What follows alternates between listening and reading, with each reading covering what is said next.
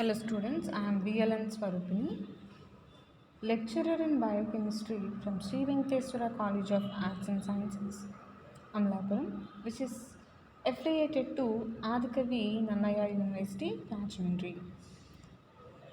Now I would like to discuss about third BSc 6th semester biochemistry elective paper, that is basic microbiology. And coming to this basic microbiology, we are seeing, should see fifth unit topic in which we'll discuss about fungi. We'll see the general characteristics of fungi, reproduction in fungi, and the ultrastructure of fungi, its economical importance. So these are the major topics that we are going to see in this unit. Okay, so firstly let's see what is fungi. So the fungus, the word is taken from a Latin word and which means mushroom. So commonly mushroom is the meaning for fungi. So if you see fungi, we have different kinds of mushrooms related to this fungi. Okay, so that's why these are named as fungus, which means mushroom in Latin. And here these fungi are chlorophylls, which lack chlorophyll. Heterotrophic eukaryotic, that means these cannot prepare their food. And spore bearing organisms, they produce spores. Okay, so these are chlorophyllous, heterotrophic eukaryotic and spore bearing organisms. If you see about the plant body, so whatever the fungi body, it contains a thallus and which is made up of hyphae. And this thallus and hyphae collectively called as mycelium. Okay, so the body contains flat thallus and also hyphae, tube-like hyphae, and totally we call it as mycelium. And the study of fungi is called as mycology. Okay, study of fungi is called as mycology. So let's see occurrence. So totally we have 5,100 genera in this fungi and 50,000 species of fungi. So genera 5,100 and species 50,000. And these are ubiquitous. So here ubiquitous means we can see in everywhere. We can see these fungi everywhere, on land and water, and everywhere we can see these in a wide variety of habitats, like at hot temperatures, at cold temperature, and at any temperature or at any habitat we can see these fungi. That's why we call it as ubiquitous. They occur in water, soil, air, and on dead and decay bodies of plants and animals also we can see them. That's why called as ubiquitous. And they flourish well in moist and warm conditions. Okay, of course they are ubiquitous, but best habitats or best temperature or best conditions are moist and warm. Moist and warm. And best temperature is 20 to 35 degrees centigrade, which includes our normal room temperature also. So if you have bought a loaf of bread from a shop and you placed it in your home and you left it for few days, what happens? You'll see small fungal formation on the bread. Okay, so these are very easy to grow. Okay, since they lack chlorophyll, they thrive well both in light and darkness. So They grow in sunlight or in light, or in absence of light also they can easily grow. And some fungi occur in fresh and marine waters, but their number is very less and compared to terrestrial fungi. And some fungi form symbiotic association with algae, and we call them as lichens. And some form association with higher plants. We call them as mycorrhiza. Okay. So now let's see about the structure.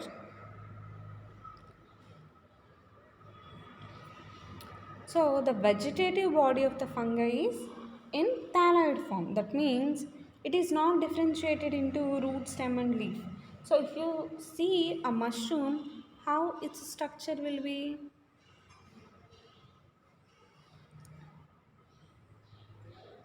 Okay, how its structure will be? So there is no stem or uh, stem, leaf or root. So here there will be formation of mycelium. So if you see, this is the mycelium. Okay, so in this different manner this will be present. So it is thalloid in structure, whose body is not differentiated into root, stem and leaf. So on the basis of thallus, fungi can be divided into two groups: unicellular fungi and mycelial fungi. So here unicellular fungi means you should remember yeast. Yeast is one of the important unicellular fungi. So non-mycelial or unicellular fungi, let's see. In a large number of simple fungi, the thallus is made up of single microscopic cell. Okay, and the cell may be spherical, ellipsoidal, tubular or irregular in shape. So if you see this fungi shape, yeast shape, this will be like this. So this kind of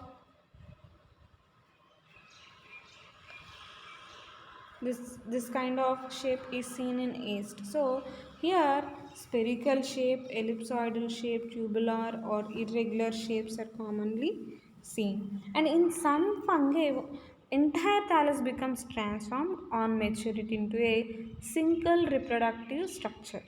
We call it as holocarpic monocentric form, and in several reproductive structures it is holocarpic polycentric. Okay, so examples are like Alpidium and Syncterium. Okay, so here unicellular fungi is differentiated into vegetative and reproductive portions, and such thalli are called as eucarpic. Okay, and here the vegetative portion may consist of narrow delicate root like rhizoids, or may consist of an extensive system of hyphae like filaments called as rhizomycelium. Okay, so if the rhizoidal system bears only one reproductive structure, it is called as eucarpic monocentric. Best example is phyllo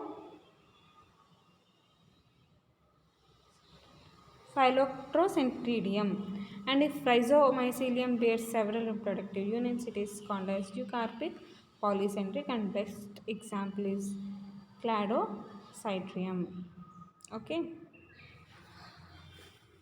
So the last diagram is Cladocytrium, if you can observe. So here the unicellular fungi has a cell wall, but sometimes the vegetative phase is a free-living multinucleate amoeboid mass of protoplasm without cell walls is present. And such structure is called as plasmodium structure. And these are also unicellular forms. Now let's see about mycelial forms. We can call these mycelial forms as eumycetes. Eumycetes. So in most of the fungi, thallus is made up of thin walled, transparent, branched or unbranched, tubular filaments called hyphae. Okay.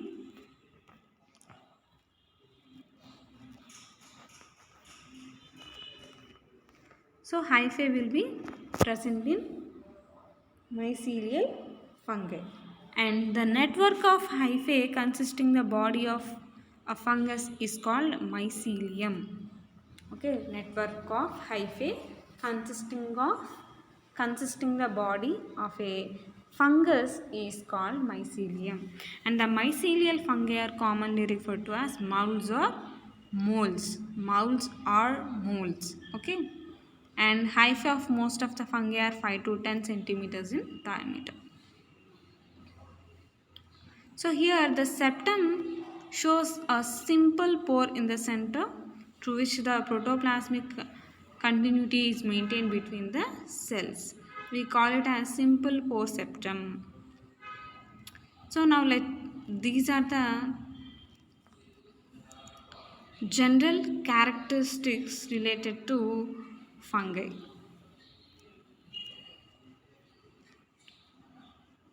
Okay.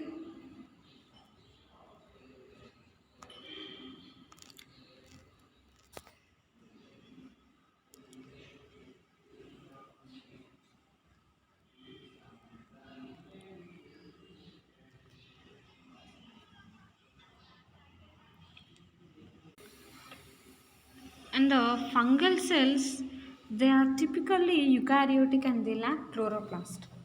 So at the starting only we term this fungi as a chlorophyllous. That means they lack chlorophyll. And the thallus in fungi is enclosed by a rigid cell wall. Cell wall is rigid in the fungi. And cell wall is made up of 80 to 90% of polysaccharides and remaining 10 to 20% will be proteins, lipids and inorganic ions. So here the fungal cell wall is composed of inner microfibrils of cellulose and chitin mostly. So here this chitin is characteristically present in cell walls of most of the fungi including oomycetes also. And here chitin is absent in, but oomycetes a group in which chitin was thought to be absent few years ago. So later it was identified. So in most true yeasts, the skeletal part of the cell wall is composed of cellulosic mannan glucan complex. So these are also polysaccharides. So proteins and various polysaccharides like glucans, mannans, galactans, heteropolysaccharides are present as cementing substances and they form this wall. And coming to chitin, it is a linear polymer of N-acetyl beta glucosamine. It is united by beta 1,4 glycosidic bonds. So N-acetyl glucosamine is connected with beta 1,4 bonds. Okay. It is present in bacterial cell walls along with N-acetylmuronic acid also. Okay. So if you see about the fungal protoplast, it has same general characteristic of the protoplast of other eukaryotes. So here the protoplast within the hyphal wall is bounded by plasma membrane or plasma lemma. Okay. So here the cytoplasm is colorless, uniform, homogeneous in condition and hyphal tips will be present. So we'll see about fungal cell in detail under the topic ultrastructure of fungus. So now let's see about nutritional characteristics of the fungi. Okay, so fungi are heterotrophic. So they depend on others for their food needs. Okay, they depend on external supply of food material. They are dependence for their food needs. So here, based on this, we can divide them into parasites, and apart from parasites we have saprophytes, and also we have symbionts. So parasites means the name itself, you can identify these uh,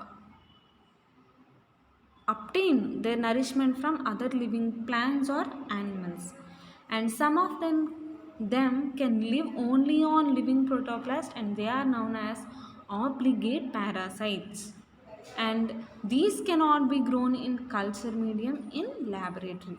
Okay, so in recent years some of them called obligate parasites have been cultured in the laboratory also.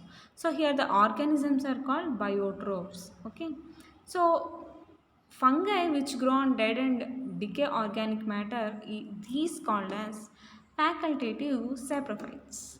Facultative saprophytes. So for obligative parasite, best example is Puccinia, and for facultative saprophytes best example is Eustachilago.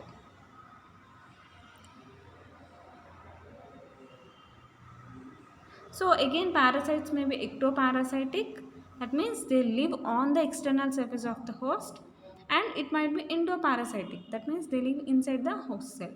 So for ectoparasitic fungi, best example is powdery mildews, and for endoparasites it is rusts and smuts. And again, endoparasites might be intracellular or intercellular or intracellular. Okay. Next one is saprophytes. So these saprophytes, these fungi obtain their nutrition only from dead decaying organic matter. The hyphae of saprophytic fungi secrete extracellular enzyme into the substratum and digest the complex food material into soluble forms. Then the food is absorbed by diffusing through the hyphal walls. Okay, this is how dead and decay material will be decomposed.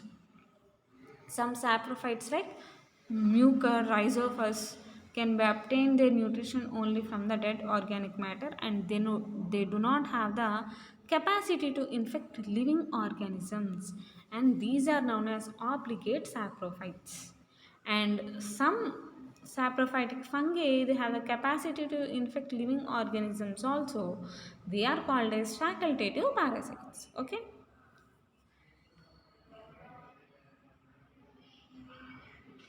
And the next one is symbionts.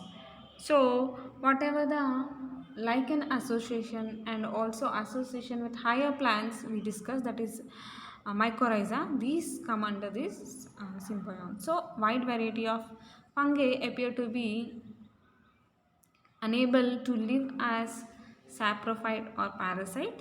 Such fungi grow on other living organisms like symbionts, that means they share the advantages there. So a lichen and mycorrhiza are the best examples for symbiont. So here lichens are composite organisms composed of fungi and algae, and each contribute to their benefits. Both are beneficial, both share some benefits. So here algae will synthesize carbohydrates, which which are produced from the photosynthesis process, and other nutrients will be supplied by fungi to the algae. So the fungi in turn provide protection from intense sunlight and desiccation. These will enable them to survive under hostile circumstances also. So here balanced parasitism is commonly seen. So here number of facultative parasites form a mantle of thin filaments around the roots of higher plants. Such an association is called as mycorrhiza. It is believed that both the fungus and the host benefit from the relationship.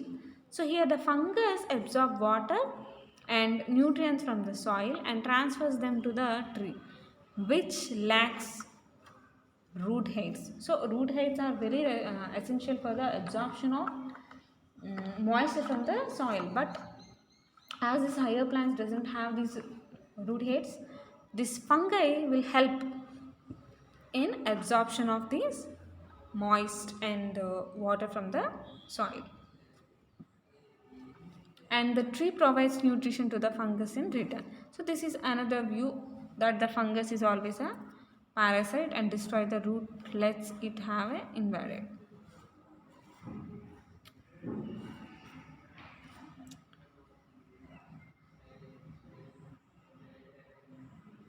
So apart from this, see about its growth. The mycelium begins life as a germ tube when the spore germinates, and the fungal hyphae and sporangiospores grow apically, and this is called primary growth. Okay, so initially spore gets germinated like a germ tube, and fungal hyphae and sporangiospores grow apically, and this is the primary growth. And at optimum temperature of 20 to 30 degrees centigrade and at optimum pH uh, of 6, and light is not required for the growth of the fungi, but it is required for sporulation and spore dispersal. And majority of fungi are inhibited by higher concentrations of carbon dioxide, and all fungi require some aerobic oxygen.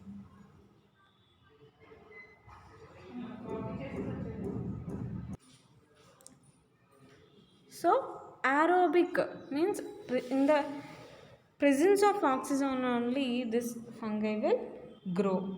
So these are the few general characters related to fungi. In the next class we will see either ultrastructure or reproduction of fungi. Thank you, students.